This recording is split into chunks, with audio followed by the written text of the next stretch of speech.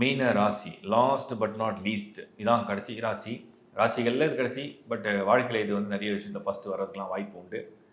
மீன ராசியை பொறுத்த வரைக்கும் நான் வந்து நவம்பர் மாதத்தை வந்து க்ளீனாக செக் பண்ணி பார்த்துட்டேன். கம்ப்ளீட்டாக பார்க்கும்பொழுது ஒன்றே ஒன்று தான் புரியுது. மீனம் வந்து ஒரு ஜென்மசனி நடக்கிற, இந்த ஏழரை சனி நடக்கிற நேரமாக இருந்து பல பேர் புலம்பி தள்ளிட்டாங்க. கமெண்ட்ஸ்லேயும் பார்த்துருக்கேன், ப்ளஸ் பர்சனலாகவும் சொல்கிறேன். புலம்புன்னு நிறைய பேர் புலம்புறாங்க. ஒரு சிலர் பாசிட்டிவாக பேசுகிறாங்க, பாசிட்டிவாக பார்த்துக்கலாம் லைஃப் என்ன இருக்குது, எல்லாமே சகஜம் தானே சொல்லி பாசிட்டிவாக பேசுகிறாங்க. பட் உள்ளுக்குள்ளே வந்து ஏதோ ஒரு பெயின் இருக்கிறத சொல்கிறாங்க. நிறைய பேர் புலம்பல். மெயினாக வந்து ஜாப் இருக்குமா போயிடுமா, ஜாப் இருக்குமா போயிடுமா, பணம் இருக்குமா பணம் இருக்காதா, வேலை இருக்குமா வேலை இருக்காதா, இந்த பக்கம் வந்து ஃபைனான்ஷியலாக ஏதாவது பேர்டன் ஆகிடுமா கடன் ஆகிடுமா, நிறைய லாஸ் பண்ணிட்டேன். லாஸ்ட் ஒரு ஃபியூ மந்த்ஸில் நான் நிறைய இன்வெஸ்ட் பண்ணி ஷேர்ஸில் போட்டேன், அதை போட்டேன், காசு போயிடுச்சு, ஃப்ரெண்டு நம்பி கொடுத்தேன், திருப்பி வரல.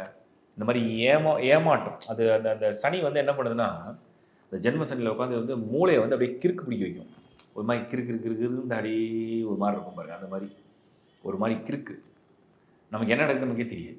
திடீர்னு பார்த்தா நானாக இதை பண்ணேன், ஐயோ எனக்குள்ளே இப்படிலாம் எண்ணம் வந்திருக்கா அப்படின்ற மாதிரி தோணும். பட் இதெல்லாம் சகஜம்.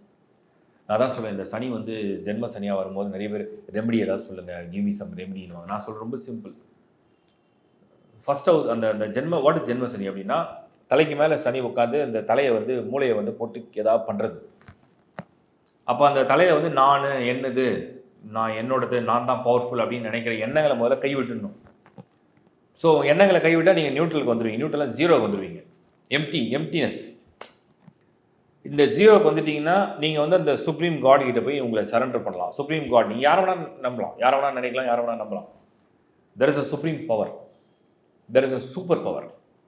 அந்த ஒரு சுப்ரீம் பவர், அந்த ஒரு எல்லாம் உள்ள இறைவன், அந்த கடவுள், அந்த அந்த ஞானத்தோட, அந்த பக்தியோட, ஒரு ஸ்ரத்தையோட, ஒரு மனமுருகி உணர்வோட, அது உணர்வோட உங்களுக்கு எந்த தெய்வத்தை உணர முடியுது நீங்கள் முதல்ல கற்றுக்குங்க.